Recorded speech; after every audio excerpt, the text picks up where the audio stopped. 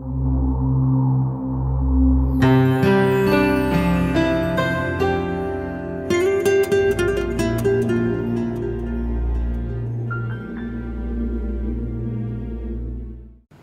சபையினுடைய எண்ணிக்கையை அதிகப்படுத்தணும்னு கிடையாது, அல்லது ஏழைகள் படிக்காதவர்கள் எல்லாம் பெரிய பணக்காரர்களாக ஆக வேண்டும் அதுவும் கிடையாது. அவருக்கு சரியானபடி சுவிசேஷத்தை சொல்லிட்டோம்னா அவங்களுடைய வாழ்க்கை தீர்பட்டிருந்தாலும் நிச்சயமாக அவங்க படிப்படியாக முன்னேறுவார்கள். கர்த்தரை மையமாக கொண்ட சுவிசேஷம் என்னன்னா, கர்த்தருக்கு கொடுக்க வேண்டிய மகிமை குறைகிறதே, ஆத்மா அழிகிறதுங்கிறது ஒரு பக்கம், அவர்கள் ரட்சிக்கப்பட வேண்டியமே என்பது இன்னொரு பக்கம். ஆனால் அதே சமயம் உங்களே என்னை உந்தி தள்ளுவது என்னவென்றால் என்னவா இருக்க வேணும்? தேவனுடைய மகிமையை அவர்கள் வீணாக கொடுக்கிறார்களே, இழிவுபடுத்துகிறாங்க. இதுதான் முக்கியமானது. ஏன்னா நாம் மனுஷனுடைய காரியத்தை முக்கியப்படுத்தி பார்ப்பதை விட கர்த்தர் எப்படி பார்க்கிறார் என்று சொல்லி பார்க்க வேண்டும். இதுதான் ரொம்ப முக்கியமானது. கர்த்தரை மையமாக கொண்ட சுவிசேஷம், கர்த்தருக்கு செலுத்த வேண்டிய மகிமையை குறித்த வைராக்கியம். அவரை யோசிக்கல, இங்கே ஒரு சபை கட்டிடணும் அதெல்லாம் யோசிக்கவே இல்லை அவர். இல்லை, நம்ம பொதுவாக நமக்கு இருக்கக்கூடிய ஒரு தப்பான அபிப்பிராயங்களை இங்கே நிறைய பேரை நம்ம கொண்டு வந்தோம் அதுவும் கிடையாது. உண்மையான தேவனுக்கு கொடுக்க வேண்டிய ஆராதனையும் துதியும் மகிமையும் வேறு எங்கோ செலுத்தப்படுகிறதே. என்ன உணர்கிறார்? என்ன உணர்ந்து கொண்டிருக்கிறார்? ஒரு சுவிசேஷ ஊழியத்தை செய்வதற்கு அடிப்படையான தகுதி என்ன ஒரு மனிதருக்கு? வைராக்கியமும் பாரமும். வைராக்கியம் வேணும், பாரம் வேணும். பாரம்னா என்ன அர்த்தம்? என்ன சொல்றீங்க?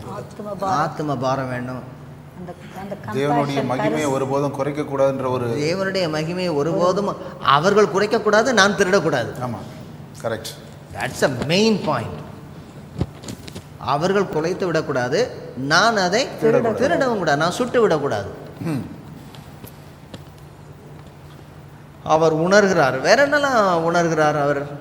நீங்கள்லாம் தேவ பக்தி உள்ளவர்கள் என்று சொல்லி அதையும் உணர்ந்திருக்கிறார்.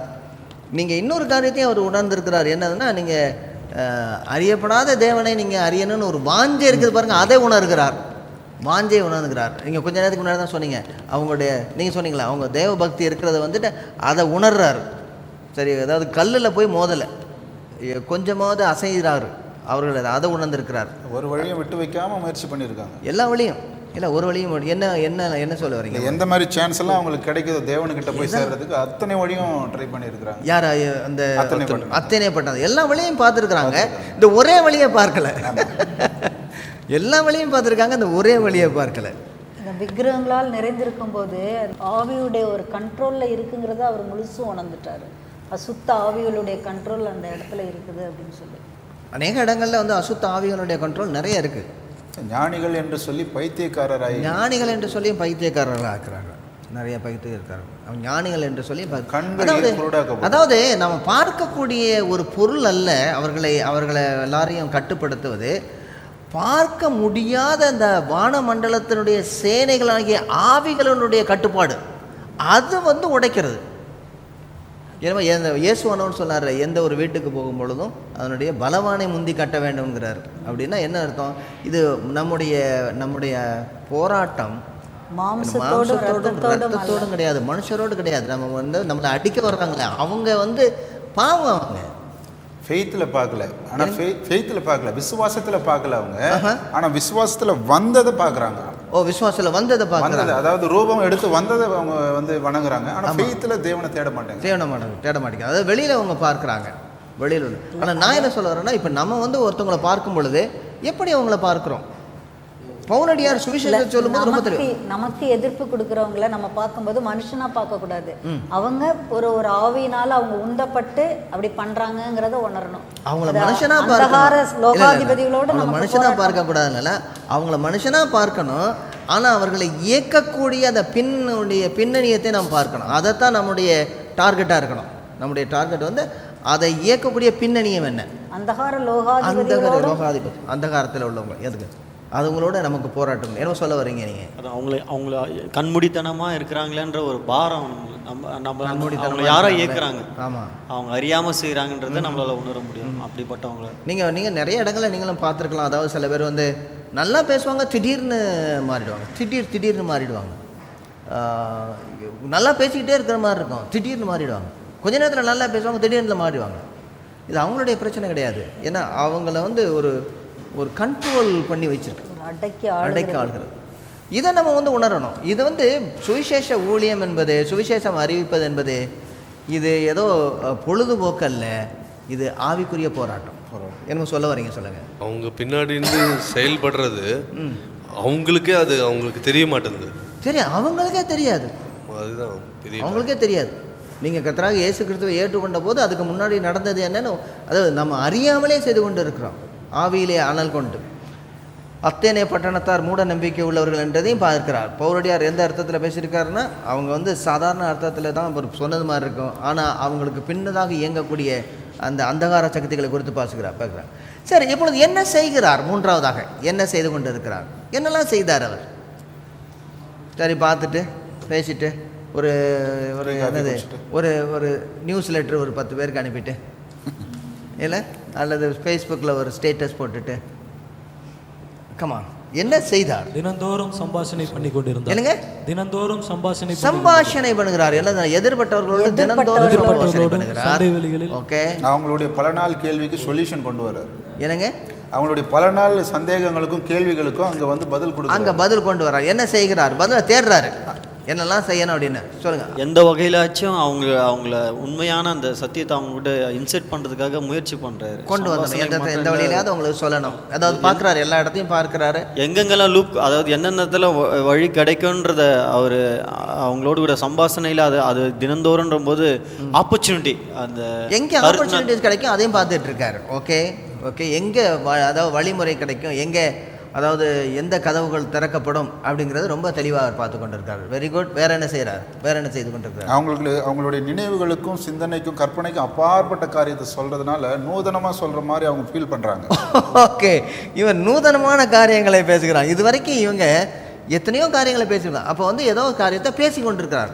இயேசுவையும் அவங்க வந்து அறிந்து கொள்ள முடியாத ஒரு காரியம் இது வரைக்கும் இவங்க ஃப்ரேமுக்குள்ளே இல்லை, அதுக்கு மேலே பேசிகிட்டு இருக்காரு. அதுக்கு பிற்பாடு பார்த்தீங்கன்னா ஒரு மட்டத்தை மட்டும் அவர் நோக்கி பார்க்கல, ஞானிகளையும் அங்கே இருக்கிற எவ்வளோ ஹை லெவலில் இருக்கிற ஆட்களையும் சரி, ஓகே, எல்லா லெவல்லையும் உள்ள போய் பார்க்கிறார். எல்லா லெவலையும் நம்ம யாராருன்னு நம்ம சொல்லி பார்க்க போகிறோம், யாரெல்லாம் பார்க்கிறார் என்று சொல்லி பார்க்க போகிறோம்.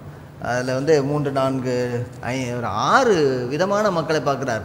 பார்த்தீங்கன்னா அதில் 6 விதமான மக்களை பார்க்குறார். வேற என்ன செய்கிறார்? என்னெல்லாம் செய்தார்? தெளிவாக அவர் காஸ்பலை சொல்லியிருக்கிறார், சுவிசேஷத்தை அறிவிக்கிறார். பின்பதாக திட்டம் தெளிவாக சுவிசேஷத்தை அறிவிக்கிறார். வேற என்ன செய்கிறார்? வாக்குவாதம் பண்ணிட்டு இருக்காரு. வாக்குவாதம் பண்ணுகிறான்னு சொல்லலாமா? வாக்குவாதம் பண்றாங்க, உரையாடல். அவங்க வாக்குவாதம் பண்றாங்க, இவர் பதில் சொல்லிட்டு இருக்காரு. அவங்க வந்து தூண்டில் போட்டு பார்க்குறாங்க இவரோட. இவர் வந்து ரொம்ப தெளிவாக சொல்லுகின்றார். நிறைய வார்த்தைகள் அதில் சொல்லப்பட்டிருக்கு, நிறைய வார்த்தைகள் அதில் சொல்லப்பட்டிருக்கு. நீங்கள் நல்லா கவனிச்சிங்கன்னா ஒவ்வொரு வார்த்தையாக பார்ப்போமா? இப்போ ஓகே, ஒன்று, தினந்தோறும், அதாவது எங்கெங்கெல்லாம் தினந்தோறும் சம்பாஷணை பண்ணினார். இந்த சம்பாஷணை பண்ணுதல் என்கிறது இந்த வார்த்தை தான் நம்ம இந்த டயலாக் அப்படிங்கிறதுக்கு வந்திருக்கு. டயலாகமை அப்படிங்கிற வார்த்தை அப்படின்னா continuously holding serious discussion, conversation, reasoning. அதாவது ஒரு நேரம் பேசிட்டு போகிறது கிடையாது, கண்டினியூஸ்லி தொடர்ந்து அவர்களோடு கூட பேச்சாடல், உரையாடல் செய்து கொண்டு இருக்கிறார், பேச்சாடல் செய்கிறார். பவுலடியார் எல்லா இடத்துலையும் இருந்துட்டு அருமையானவர்களே நான் உங்களுக்கு அப்படியெல்லாம் இல்லை, சாதாரணமாக இந்த மாதிரி உட்காந்து பேசக்கூடிய பேச்சு. சிலர் வந்து நம்முடைய ப்ரோக்ராமை பார்த்துட்டு அவங்க சொல்கிறது இதுக்கு எட்டு ரொம்ப வித்தியாசமாக இருக்குது, அவங்க இது வரைக்கும் அப்படியே தான் காட்டிட்டு அவங்க பேசுவாங்க, ஆனால் இங்கே நீங்கள் பேசுகிற மாதிரி தெரில, நான் தான் இங்கே பேசிகிட்டு இருக்கேன். ஆனால் எல்லாருடைய இந்த உரையாடல் வந்து ரொம்ப நல்லா இருக்குது. ஒருத்தவங்க சொன்னாங்க, நீங்கள் கேள்வி கேட்கும்போது நாங்கள் அங்கே உங்கள் கீழே உட்காந்து பதில் சொல்லிக்கிட்டு இருக்கோம் அப்படின்னாங்க. ஆமாம், இப்படித்தான் பவுலடியார் வந்து சாதாரணமாக அவர்களோடு கூட பேச்சாடலிலே, உரையாடலிலே, அவர்களோடு கூட கலந்துரையாடலே சிந்தனையை தூண்டிகிட்டே இருக்காரு. எனக்கு கேள்வி கேட்டு அந்த சிந்தனையை தூண்டி கேள்வி கேட்டு, அதாவது ஒன்வே டிராஃபிக்கில் அவங்கள திரும்ப திரும்ப அவர் பேச வச்சிருக்கிறாரு. ரெண்டாவதாக என்ன, இவன் என்ன பேசுகிறான் அப்படின்னு சொல்கிறாங்க. இவன் என்ன பேச போகிறான் அப்படிங்கிறதுக்கு பேசுதல் அப்படிங்கிற ஒரு வார்த்தை இருக்குது. என்னெல்லாம் செய்தாரா? முதலாவது உரையாடல்கிறார், அடுத்ததாக பேசுகிறார். என்ன பேசுகிறார்? எ சிஸ்டமேட்டிக் செட் ஆஃப் டிஸ்கோர்ஸ். சும்மா வார்த்தையில் சொல்லிட்டு போகிற கிடையாது, பேச்சு, அதாவது ஒரு பொது பேச்சு மாதிரி பேசுகிறார்.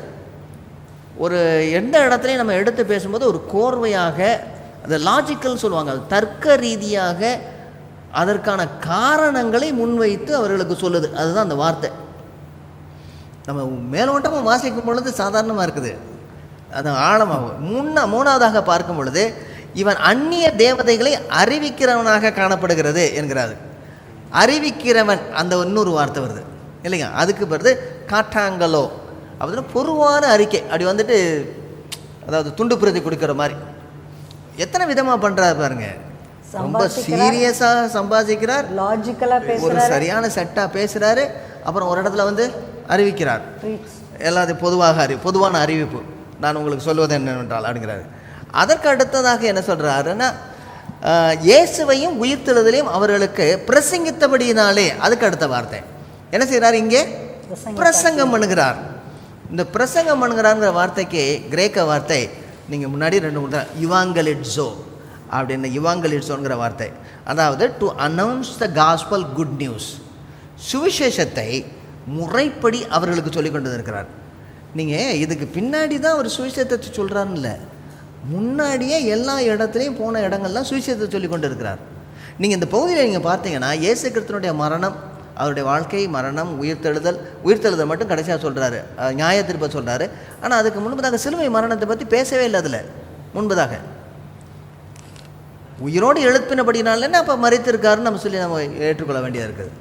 ஆனால் அவங்களுக்கு என்ன தெளிவாக பின்னணியும் தெரிந்திருக்கு, சுவிசேஷத்தை அவர்கள் அறிந்திருக்கிறார்கள். இங்கே அதுதான் சொல்கிறாரு. என்னென்ன வார்த்தையை நீங்கள் பார்த்தீங்களா, டயலாக் பண்ணுறாரு, அவர்களுக்கு முறையாக எடுத்து சொல்கிறார், ஒரு பொதுவான அறிவிப்பு. அதற்கு அடுத்ததாக நாம் பார்ப்போம் என்றால் என்ன சொல்கிறார், இவாங்கலிசோமை, அவர்களுக்கு சுவிசேஷம் வைக்கிறார். இன்னும் ஒன்று இருக்குது, என்ன சொல்ற, நீ சொல்லுகிற புதிய உபதேசம் என்ன அப்படிங்கிறாங்க. அப்போ இங்கே உபதேசிக்கிறார், ஓ கமான், உபதேசிக்கிறார். டிடாக்கே என்கிற வார்த்தை, கேட்டகிசம், ப்ரொலாங்டு டீச்சிங், அதாவது ஒரு நாளில் விட்டுருப்பாங்க. நீ உபதேசிக்கிற புதிய உபதேசம், சுவிசேஷத்தை வித்தியாசமான முறையில் அவர் செஞ்சு கொண்டு இருக்கிறார்.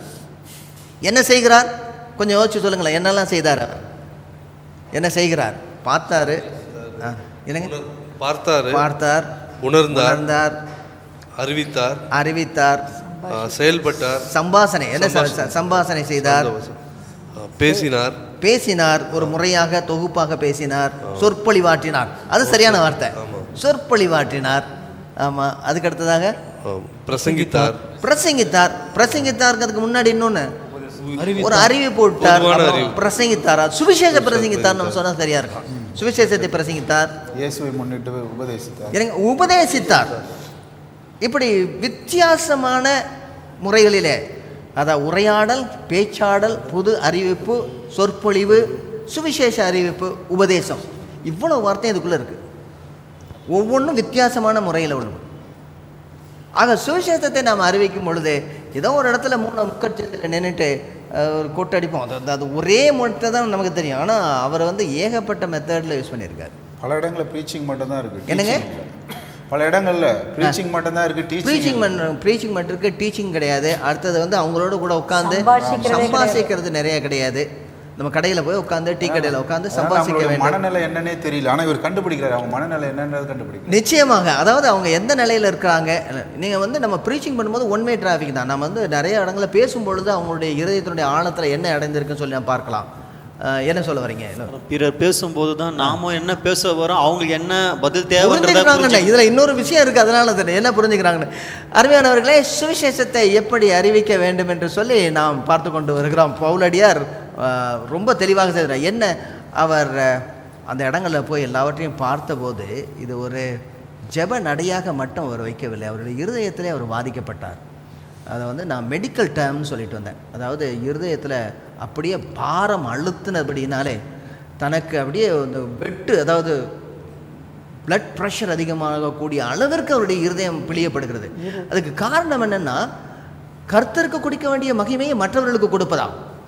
எனவே அவர் அநேக காரியங்களை ஈடுபடுகிறார், பேச்சாடல், உரையாடல், அறிவிப்பு, சுவிசேஷம் அறிவிப்பு, உபதேசம் என்று.